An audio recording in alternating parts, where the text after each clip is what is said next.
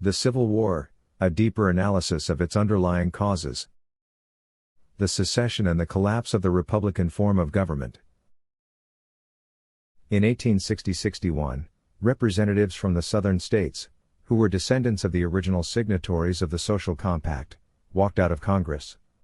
This event led to the adjournment sine die, without setting a date to reconvene, effectively dissolving the public side of the bifurcated U.S. Constitution, as it pertained to the Republican form of government. The election of Abraham Lincoln acted as a catalyst for this secession, with Southern states asserting their rights under the U.S. Constitution, a document designed as a social compact to govern both the federal union and its member states. States' rights and the hidden economic agenda. Contrary to popular belief, slavery was not the primary cause of the Civil War; rather, it served as a superficial justification. The true conflict centered around states' rights and the national debt owed to foreign creditors, particularly the fiscal agents of the Crown in England. The Southern states sought liberation from this financial bondage, while the Northern states, deeply entangled with international bankers, aimed to maintain their subjugation under British economic influence. The shift from republicanism to democracy. Following the Southern walkout, the U.S. government transitioned from its original Republican framework to a private, corporate democracy controlled by financial interests. The remaining members of Congress, now acting without the full legitimacy of the original Social Compact, continued to operate under the influence of international bankers. This shift marked the erosion of constitutional governance and the rise of a democracy driven by private law and fiscal interests. Reconstruction Amendments and Martial Law.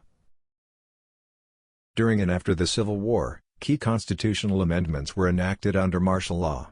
The 13th Amendment, December 18, 1865, abolished slavery but simultaneously redefined citizenship and legal obligations.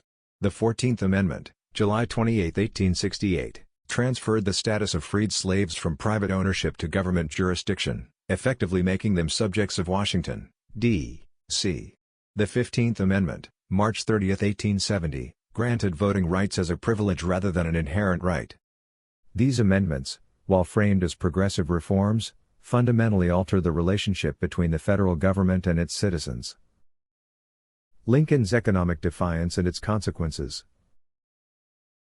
President Abraham Lincoln attempted to assert governmental control over currency issuance, stating, "The government should create, issue, and circulate all currency and credit needed to satisfy the spending power of the government and the buying power of consumers." His decision to print interest-free money challenged the authority of international bankers. This defiance ultimately led to his assassination, as his policies threatened the financial establishment's control over the U.S. economy. The rise of martial law and mob rule.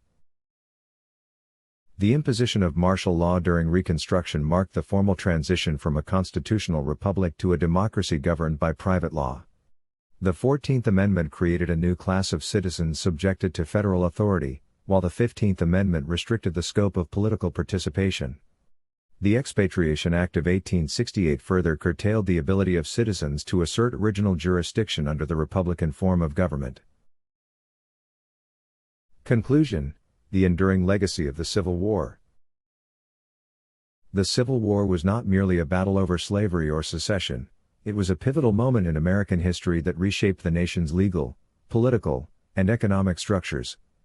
The war facilitated the consolidation of power under a centralized government influenced by international creditors, laying the groundwork for the modern state apparatus. Understanding this hidden history reveals the profound impact of financial and legal frameworks on the evolution of American governance.